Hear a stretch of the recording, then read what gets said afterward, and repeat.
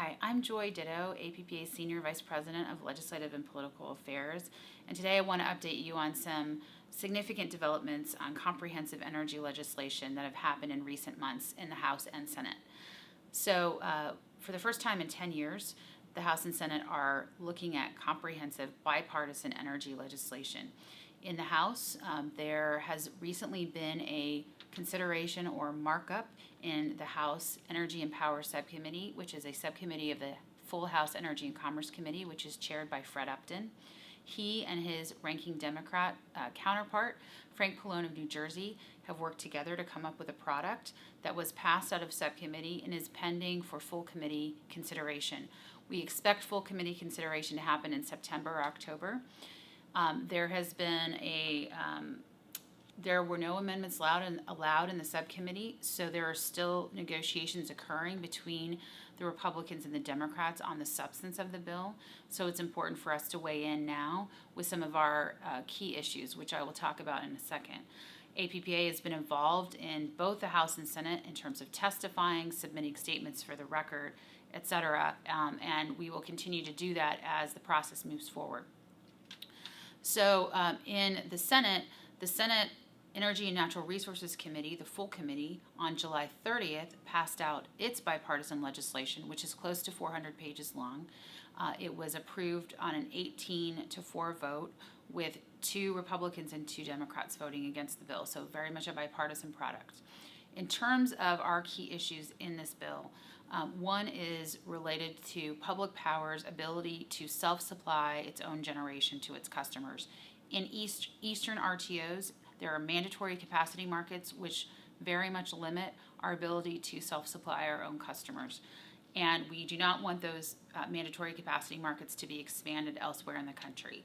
So we are trying to get language included in both of these bills that would help ensure that. We do not have language in the Senate product, but we are working on language in the House, and we certainly hope that both final bills have something in them that addresses this key issue for us. And we also care very deeply about hydropower licensing and relicensing reform. We want to make sure that that onerous process is made more affordable, more accountable, and is moved forward in a better way so that we can get hydropower facilities licensed and relicensed that are clean energy resources in our country.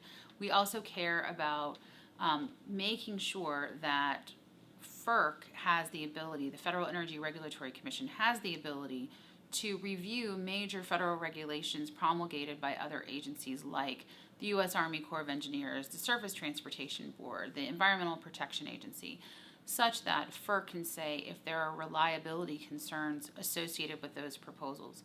Not that FERC can veto the proposals, but that they can weigh in an official manner. There is language included in the Senate bill on this, nothing yet in the House bill. Similarly, with the hydropower provisions I just mentioned, there is language included in the Senate bill. Those are still being negotiated in the House bill. The language in the Senate moves us forward on this. There could still be more done probably, but we're grateful for that.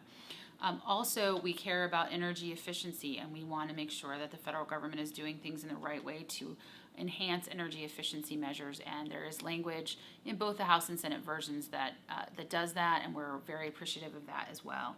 And then finally, on grid security, we are supportive of language in both bills that enable the Department of Energy to have some emergency authority to order us to do certain things in the event of an emergency.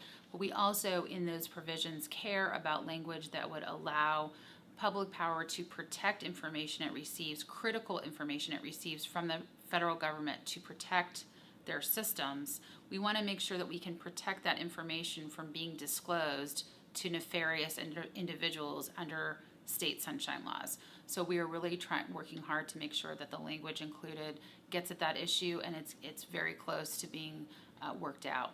So those are the major areas that we have concerns about and that we're going to be asking folks to weigh in, and we hope that you are able to talk to your members of Congress in the House and Senate on these important issues, particularly as they're home during the August recess.